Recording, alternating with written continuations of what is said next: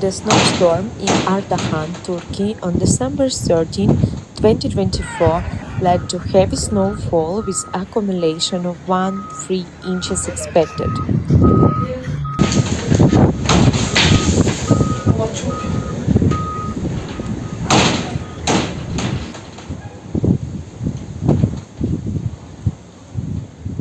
Local temperatures plummeted to around 8 degrees and the snow continued to intensify into the night.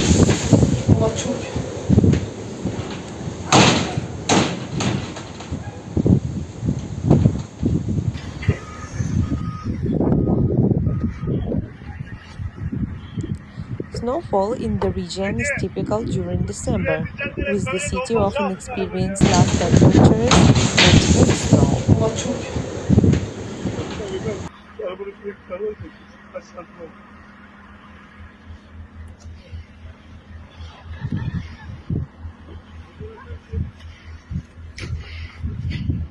Strong winds ranging from 15 to 25 miles per hour further worsened the conditions, creating blizzard-like visibility.